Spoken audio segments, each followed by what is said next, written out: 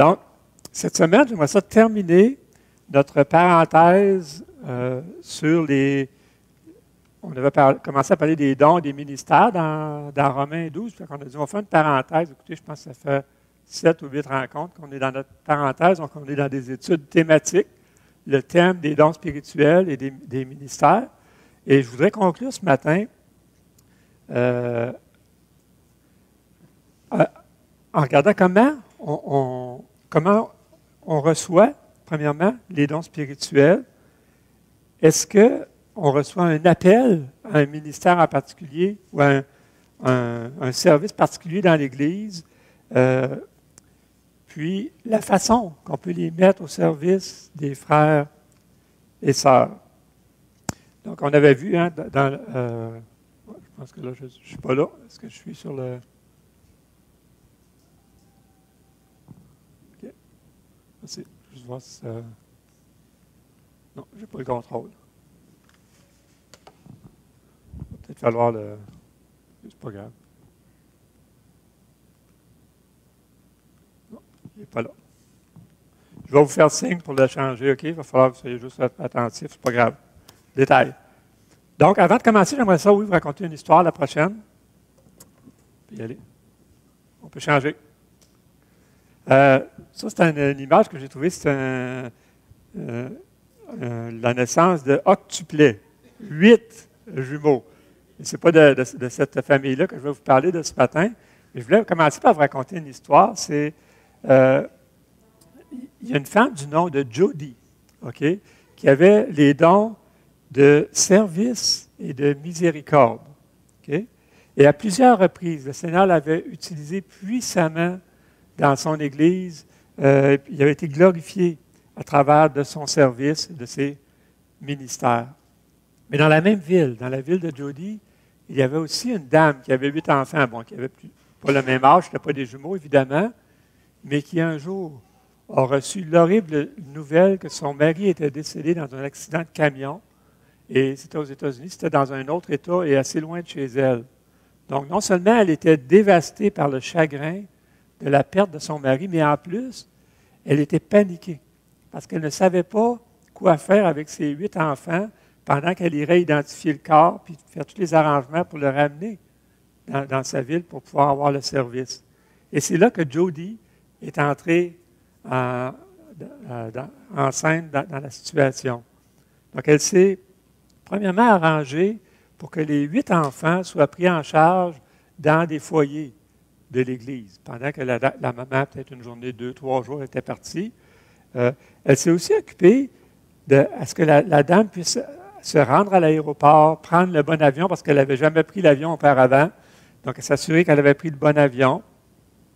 Et lorsque la jeune veuve est arrivée à la maison, quelques jours plus tard, elle a été prise en charge directement à l'aéroport. On l'a ramenée à la maison.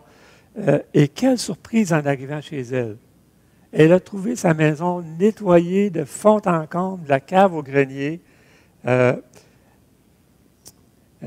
Aussi, la lessive était toute faite, toute rangée, tout était propre. Et en plus de ça, elle a trouvé 8 petites paires de chaussures sur le bord de la porte, toutes cirées, prêtes pour le service. Donc, évidemment, le pasteur de Jody, dans les jours qui ont suivi, a pu présider le service funèbre. Et 2 semaines plus tard, cette dame est venue à l'Église avec ses 8 enfants. Elle s'est jointe à l'Église et quelques jours plus tard, elle s'est elle-même convertie au Seigneur et a continué à venir avec ses 8 enfants à l'Église. Parce qu'une chrétienne, avec les dons de service et de miséricorde, les a mis aux dons au service du Seigneur.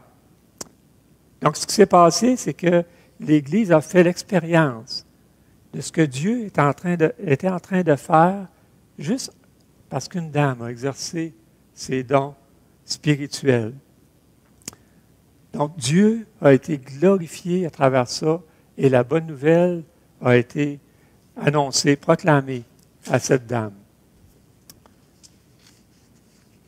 Quelle belle histoire. Donc, cette semaine, je veux, pour reprendre notre sujet, je voudrais qu'on relise ensemble Romains 12. Vous pouvez tourner avec moi.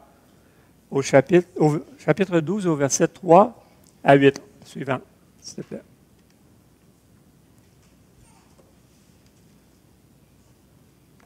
Je vais voir si j'ai repris le contrôle. Là.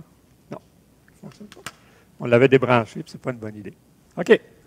Donc, les versets 3 à 8, on va relire ça ensemble et on va pouvoir, par les prochaines semaines, continuer plus loin. On a l'impression de faire du surplace, mais on a fait une grande parenthèse. Par la grâce qui m'a été donnée, je dis à chacun de vous de n'avoir pas de lui-même une trop haute opinion, mais de revêtir des sentiments modestes selon la mesure de foi que Dieu a départie à chacun. En passant, laisse-la là, je n'ai pas la suite. Là. Car comme nous avons plusieurs membres dans un seul corps et que tous les membres n'ont pas la même fonction, ainsi, nous qui sommes plusieurs, nous formons un seul corps en Christ. Et nous sommes tous membres les uns des autres, puisque nous avons des dons différents selon la grâce qui nous a été accordée, que celui qui a le don de prophétie l'exerce selon l'analogie de la foi, que celui qui est appelé au ministère s'attache à son ministère, que celui qui enseigne s'attache à son enseignement, et celui qui exhorte à l'exhortation, que celui qui donne le fasse avec libéralité, que celui qui préside le fasse avec zèle, que celui qui pratique la miséricorde le fasse avec joie. On va juste prier le Seigneur pour qu'il nous éclaire à travers cette étude. Eh bien oui, Seigneur Dieu, merci encore une fois pour ta parole, merci pour ce privilège qu'on a de l'ouvrir ensemble et de pouvoir sonder ce que tu as à nous dire par rapport aux dons spirituels. Ma prière, c'est que tu puisses parler à chacun de nous ce matin, moi le premier, prépare nos cœurs à recevoir ce que tu as à nous dire. Dans ta grâce, Seigneur, utilise-moi aussi pour que toi-même tu puisses parler aux personnes. Et c'est en Jésus que je te le demande. Amen. Donc, on va regarder ce texte-là, puis je vais en regarder deux autres comme en parallèle. Donc, on va faire un petit peu des allers-retours dedans. Donc, c'est celui d'1 Corinthiens, chapitre 12 à 14, et celui de 1 Pierre 4, 10, qui, selon moi, sont trois piliers quand on parle des dons et des ministères dans l'Église. C'est trois des versets principaux qui vont nous aider à comprendre. Donc, je pense que tu peux revenir d'un en arrière. La première chose que je veux qu'on regarde, c'est la réception des dons. Comment on reçoit nos dons spirituels? Bien, suivante. Donc, comme on l'a vu dans notre texte, on va lire la suivante. Au verset... Non. Oui, celui-là. Au verset 3 et 6, on voit que les dons sont distribués par l'Esprit comme il le veut, et non comme nous, on voudrait qu'il le fasse. On a déjà vu ça dans notre étude précédemment. Or, maintenant, si on tourne à la prochaine acétate, dans Actes 2, 3, regardez ce qu'on lit. Qu'est-ce qui est arrivé? Des langues semblables à des langues de feu leur apparurent, séparées les unes des autres, se posèrent sur chacun d'eux. C'est la façon que ça s'est fait à la Pentecôte. C'est un texte qu'on étudiait dans l'Église Maison. Puis une chose qu'on a remarqué, c'est comment l'accent est mis. C'est des petites langues séparées qui sont descendues une sur chacun. Donc, ils ne sont pas fait licher toute la gang par la même grande langue. Là. Chacun a eu sa propre langue. Chacun a eu sa propre réception du Saint-Esprit individuellement. Ce n'est pas quelque chose qui se fait collectivement, mais qui se fait individuellement. Ensuite, le prochain texte, on va le regarder, c'est 1 Pierre 4, 10. Comme de bons dispensateurs des diverses grâces de Dieu, que chacun de vous mette au service des autres le don qu'il a reçu. Donc encore là, on voit l'individualité. Chacun a reçu son don et il le met au service des autres. Et maintenant, j'aimerais qu'on lise le texte de 1 Corinthiens 12. On va le tourner ensemble. 1 Corinthiens 12, 1. Après Romains. Faites pas comme moi. 1 Corinthiens 12, on va lire les versets 1 à 11. On ne lira pas tous les trois chapitres. On va lire les versets 1 à 11 parce qu'on va revenir quelques fois sur ces textes-là.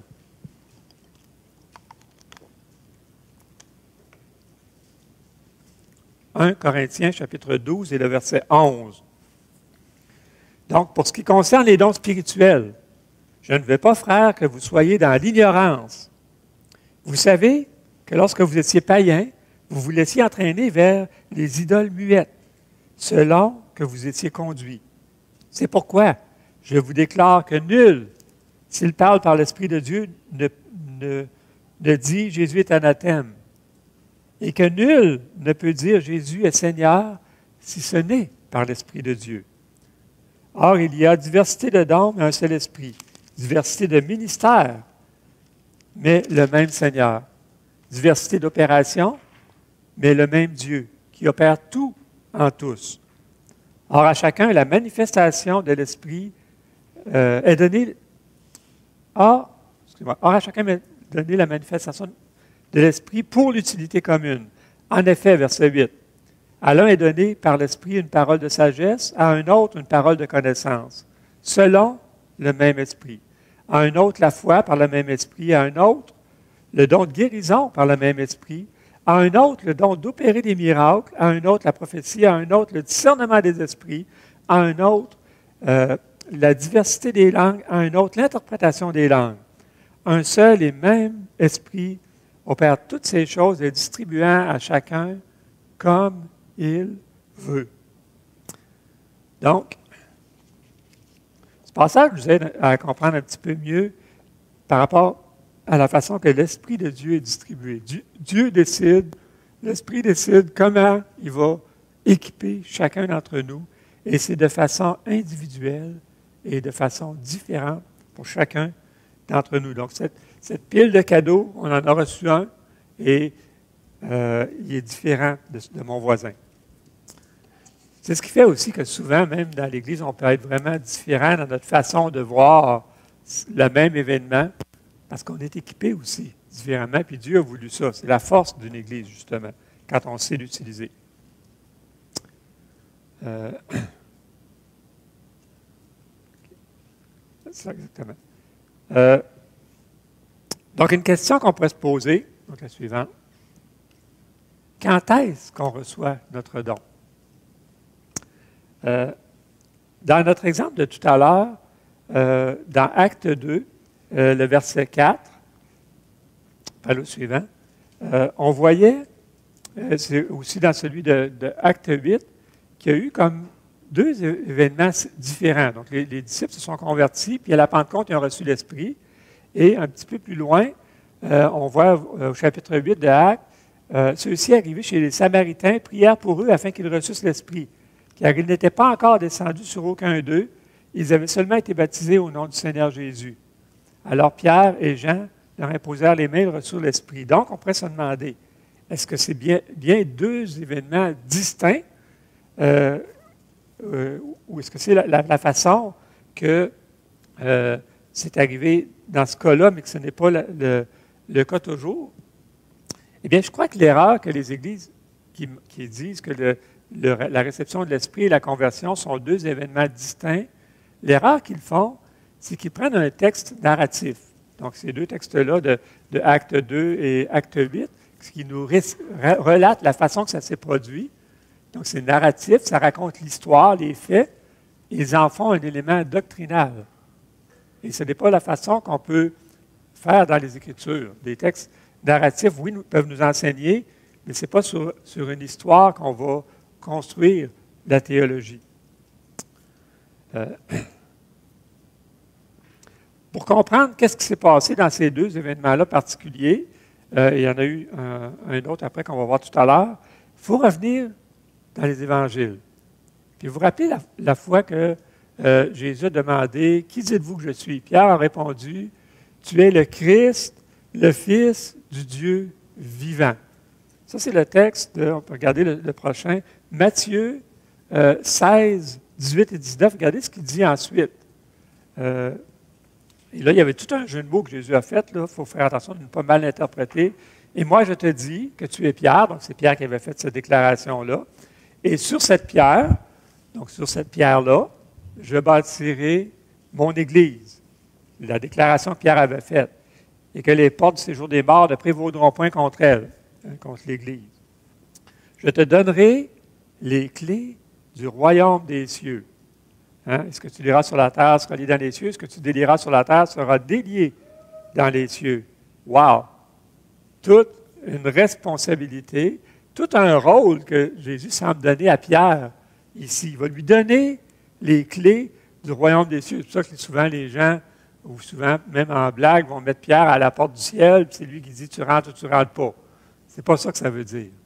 Ce que ça veut simplement dire ici, c'est que Jésus lui a simplement donné le mandat d'ouvrir les portes de l'Évangile. Et c'est ce que Pierre a fait, entre autres, lorsqu'il est allé chez les Samaritains, parce qu'on sait que les Juifs avaient reçu l'Esprit à la Pentecôte. C'était la première fois que les Juifs le recevaient. Bon, Pierre était présent, évidemment. Quand il est allé chez les Samaritains, c'était des moitiés juifs, moitié païens. C'était un peuple qui s'était marié avec des non-croyants, donc il était dilué, si on veut. C'était des Juifs puis des non-Juifs, c'était tout mélangé. C'est pour ça que les Juifs ne voulaient rien savoir des Samaritains. Donc là, c'était la première fois que des Juifs et non-Juifs se convertissaient. Donc Paul est allé leur imposer les mains pour qu'ils reçoivent l'Esprit. Il a ouvert cette porte-là. Il a ouvert la porte du salut pour les Samaritains aussi.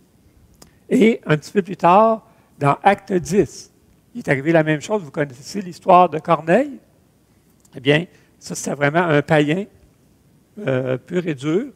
Et là, il est arrivé qu'en prêchant, ils ont reçu le Saint-Esprit. Donc, Pierre avait le mandat d'ouvrir les portes de l'Évangile et par le fait même de la réception du Saint-Esprit parmi ces personnes-là.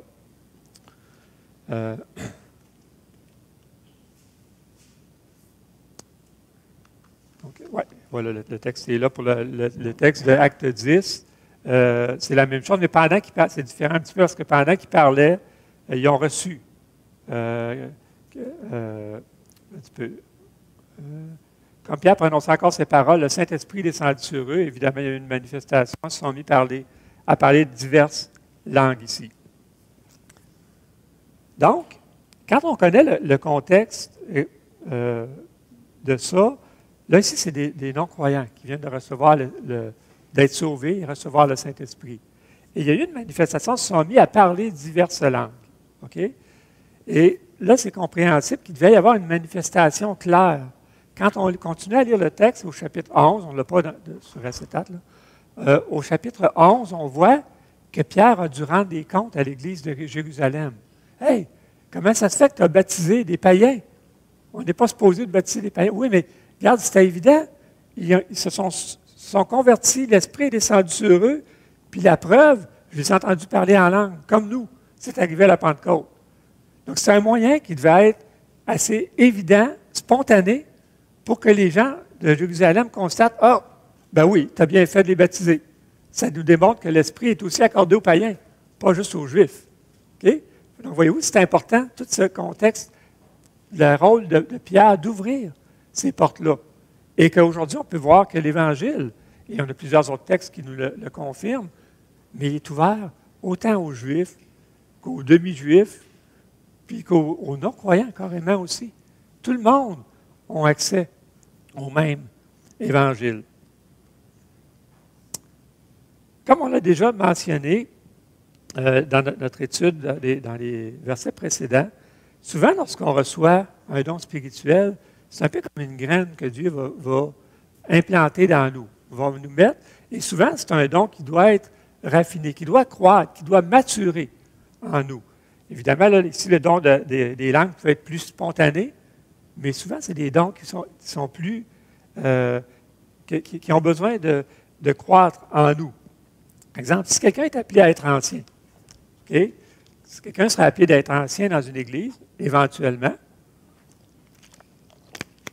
on sait que les Écritures nous disent qu'il ne devrait pas être ancien trop jeune, il faut attendre qu'il mature. Donc souvent, il va y avoir cette graine-là qui va être plantée en lui, et les dons qu'il a besoin pour mener à bien ce ministère-là dans l'Église vont croître avec les années. OK?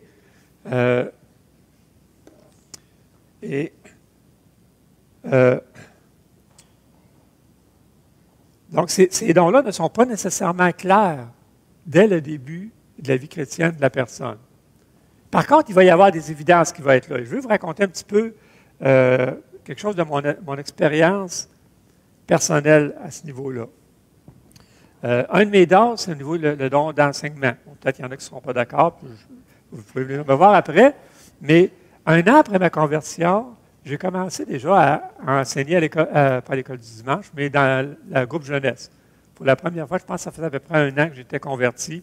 Ça, c'était au début des années 80, en 82, dans l'ancien temps, comme certains diront, et je suis d'accord avec vous. Bon, au cours des années 80, bon, j'ai prêché occasionnellement, mais quand je suis arrivé à Granby, j'ai commencé à prêcher un petit peu plus fréquemment. Pas énormément, peut-être 3, 4, 5, 6 fois par année. Je prêchais dans mon église locale à Granby. Évidemment, bon, j'ai été formé, ça m'a aidé à raffiner mon don, qui en passant a encore besoin d'être travaillé aujourd'hui, et j'en suis bien conscient.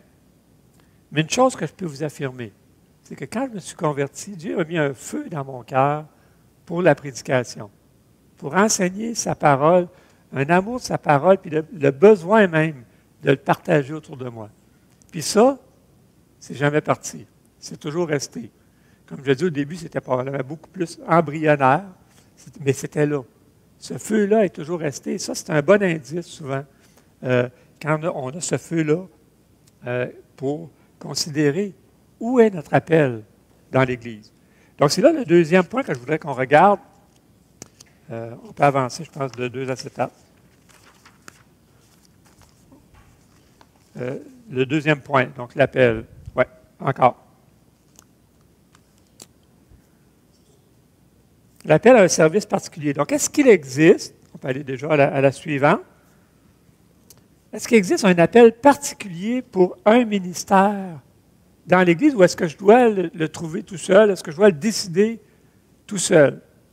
Il y a le texte qu'on a regardé tout à l'heure dans Romains 12, qu'on a relu, on peut le revoir ensemble sur la prochaine acétate, que celui qui est appelé au ministère s'attache à son ministère. Donc, on parle d'un appel.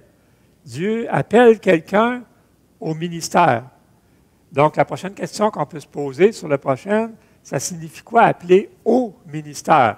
Et l'image qu'on a souvent, la première idée qui nous vient, bon, le ministère, c'est le rôle de pasteur. Le pasteur enseignant dans une église, il est dans le ministère. OK? Mais ce n'est pas le sens du terme ici.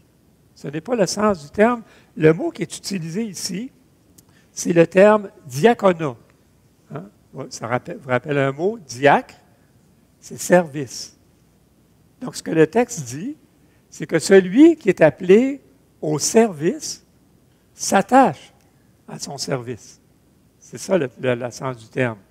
Donc, chaque ministère, qu'on soit professeur d'école du dimanche, qu'on soit à la console, on a un ministère, puis on est appelé à s'attacher à notre ministère. Alors, on le voit, on va le regarder un petit peu tout à l'heure, mais on le voit dans le texte de Romains, la façon de le mettre en pratique.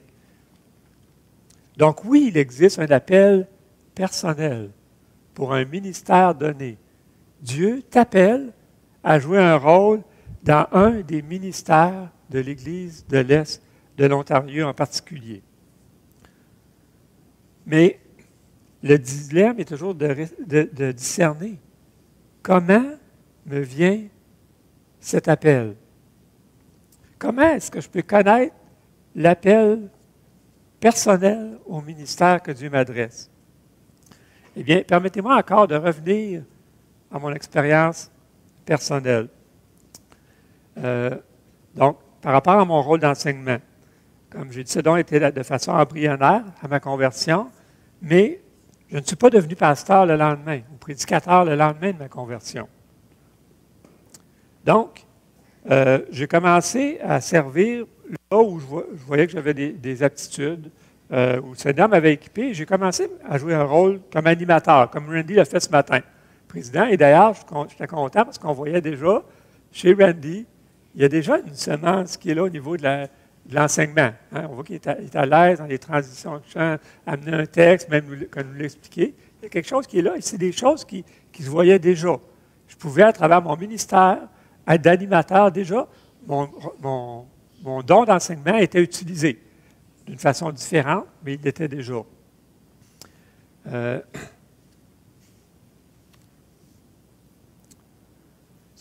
À travers ça, évidemment, je continue à prêcher aussi de temps en temps. Un petit peu plus tard, je me suis impliqué à la sonorisation. Là, vous allez dire, bon, la console, là, oublie ça, le don d'enseignement, mais non. Tout de suite, j'ai pris un rôle de formation. Former les autres personnes à la console. Vous allez dire, ouais, mais il n'y a rien de spirituel là-dedans. Là. C'est un technicien qui fait ça. Oui, je suis technicien de métier, je suis technicien. Donc, oui, mais au niveau spirituel aussi. Et ça m'a amené même à monter une formation. Il y en a d'ailleurs quelques-uns, il y en avait 6 qui étaient ici avec nous. On était 8 en tout quand je l'ai donné. Donc, vous voyez qu'il y a un côté spirituel, même au niveau du rôle de consolateur, comme on disait. Mais oui, il y a quelque chose là, il y a des précédents bibliques. Quand Jésus était dans la barque et qu'il utilisait la mer, finalement, pour que sa voix se propage, ou sur la montagne, que la voix pouvait se propager, Jésus a fait de la sonorisation. Donc, j'ai utilisé même mon don à travers ça. J'ai monté une assez grosse formation, mais en appliquant des concepts bibliques. Donc, mon don d'enseignement, même à travers la sonorisation, a ressorti. Évidemment, bon, avec les années, j'ai changé à quelques reprises de ministère. Mais maintenant, est-ce que ça veut dire que quand j'ai fait ces ministères-là, je n'étais pas à ma place? Non, je pense qu'à travers ça, Dieu me préparait, Dieu me formait pour éventuellement prendre un rôle plus principal au niveau de l'enseignement. Aujourd'hui, j'ai une certaine expérience de vie que je peux utiliser à travers des histoires personnelles, puis pour pouvoir peut-être enrichir ou appliquer les versets bibliques que je peux prêcher. Donc oui, je pense que j'étais dans la direction du Seigneur à travers toutes ces années-là. En contrepartie, en servant, il m'est arrivé aussi de voir qu'à certains ministères, ce n'était pas ma place. Et là, je vais pouvoir agacer Suzy qui est en arrière, mais parlez-lui-en. Demandez-lui si c'est mon don par rapport à planifier un projet. Mettez-moi en charge de monter un projet de construction pour l'Église. Et je pense qu'elle va être bien déçue. Pas parce que je ne suis pas doué dans la construction, mais au niveau de la planification financière, quand je planifie que ça coûte 2 000, ça en coûte 5 000 quand j'ai terminé. Et c'est un petit peu d'ailleurs le problème que j'ai présentement. J'ai fait un balcon qui, j'avais dit à la municipalité, ça coûterait 2 000. Il m'a coûté à peu près 5 000 au bout du compte. Mais ce n'est pas ma force. Et ça, parfois, je m'en suis rendu compte par moi-même. D'autres fois, les frères et sœurs étaient obligés de me dire, Jacques, ce n'est pas ta place. Okay? Par contre, je peux aider dans le projet de construction dans d'autres domaines, mais pour la planification financière, je pense qu'il est mieux de donner ça à quelqu'un d'autre.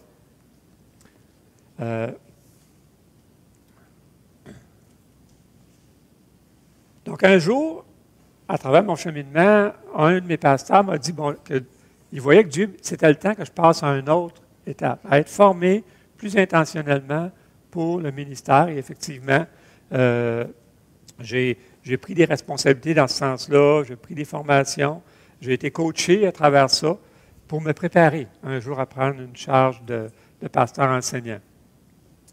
Donc, même si à la base, j'avais reçu le don d'enseignement, ça a dû être travaillé, ça a dû être raffiné, ça a dû être maturé pour que je puisse l'utiliser plus adéquatement dans le royaume de Dieu. Donc, c'est donc en servant dans divers ministères que tes dons vont être mis en évidence et que tu vas discerner dans quel ministère tu es appelé. Ça va se clarifier avec le temps. Donc ça, c'était pour le deuxième. On va aller à la troisième point, les derniers points de notre message. Donc, la mise au service des autres de mon don. L'apôtre Pierre, dans 1 Pierre 4, 11, nous rappelle le suivant, qu'un ministère spirituel doit premièrement être exercé ou rempli selon la force que Dieu communique. On doit puiser notre force en Dieu pour accomplir notre ministère. Donc, évidemment, pour que notre ministère soit fructueux, à la base, je dois déclarer que par mes propres forces, je ne pourrais pas l'accomplir. J'ai besoin que Dieu me communique cette force-là pour bien l'accomplir. Pourquoi? On l'a vu aussi dans les études précédentes. Si je le fais par mes propres forces, je vais certainement pouvoir divertir le peuple de Dieu, mais certainement pas l'édifier. Je suis capable de divertir, mais je ne suis pas capable d'édifier si l'Esprit de Dieu ne m'utilise pas. Si Dieu ne m'utilise pas, ne m'a pas donné un don et ne m'utilise pas, donc j'ai besoin de passer par la force de Dieu pour ça. C'est d'ailleurs ce que confirmait aussi 1 Corinthiens au verset 3, le prochain verset. Hein? Nul ne peut dire Jésus est Seigneur si ce n'est par l'Esprit. Tu n'es même pas capable de dire Jésus est Seigneur. C'est l'Esprit qui va te faire dire ça. C'est ce que le texte nous dit. Ensuite, ma motivation, le gaz pour me pousser, pour m'avancer à mettre mes dons au service des autres, c'est premièrement mon amour pour Dieu, mais surtout mon amour pour les frères et les sœurs. Si je ne mets pas mon don au service des autres, je suis égoïste. Je ne pense qu'à moi-même et j'utilise mon don juste pour moi-même. Dieu me l'a donné, on l'a vu tout à l'heure, pour l'utilité commune. Et là, je vais revenir un petit peu sur les trois textes qu'on regarde. 1 Corinthiens, chapitre 12 à 14, on ne les lira pas, mais c'est trois chapitres. Chapitre 12 nous parle des dons. Chapitre 14 nous parle des dons. Chapitre 13 nous parle de quoi? L'amour.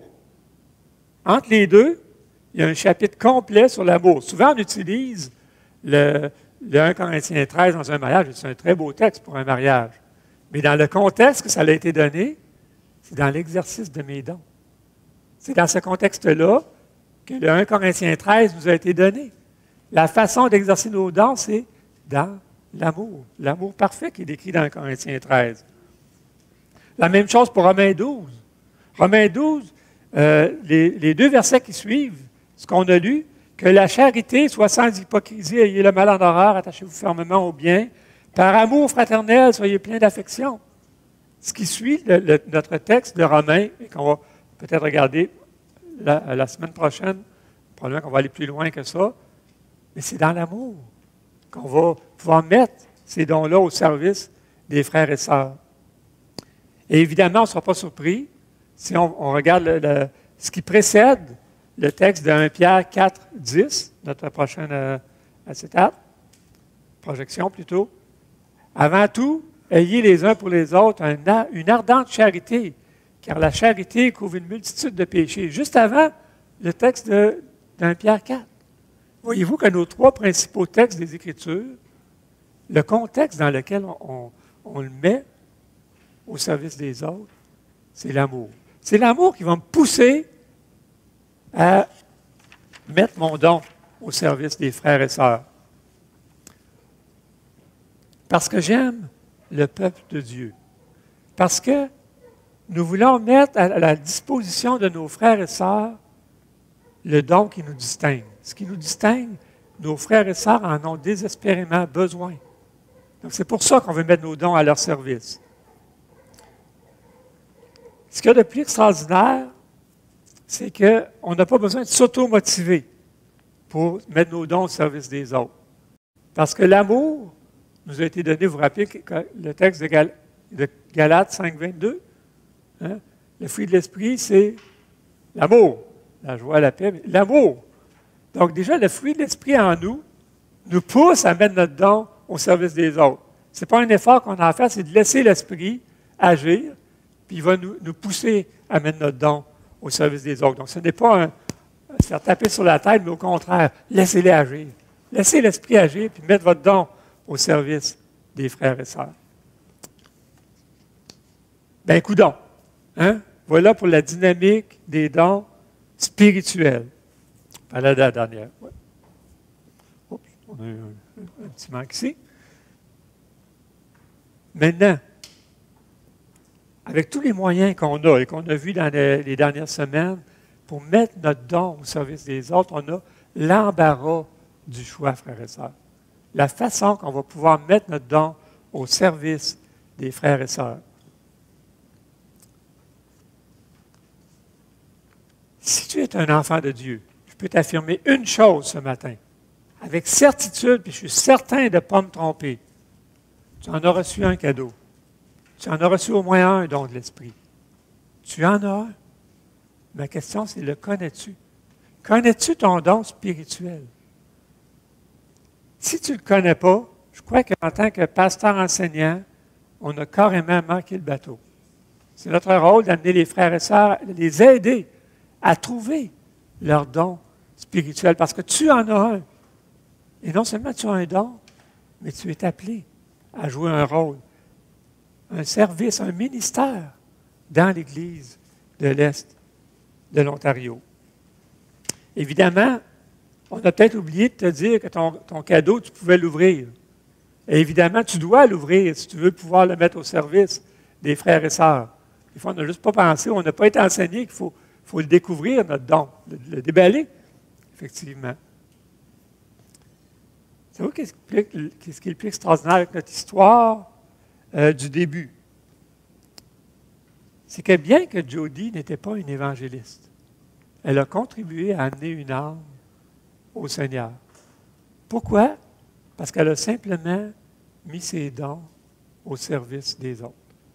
Juste en mettant son don au service des autres, elle a contribué de faire de toutes les nations des disciples. Elle dit, elle n'a peut-être jamais prêché l'Évangile. L'histoire ne nous dit pas que c'est elle qui lui a prêché l'Évangile, mais sa vie a été l'Évangile en action. Elle a mis son don en action, et ça l'a contribué à propager l'Évangile. On va prier. Eh bien oui, Seigneur, on veut premièrement te dire merci pour ces dons. Merci pour ces dons que chacun de nous avons reçus. Merci parce qu'aucun d'entre nous n'a été laissé de côté, Seigneur. Non seulement tu nous as sauvés, non seulement un jour nous nous sommes convertis, mais en plus, tu nous as donné ce beau cadeau.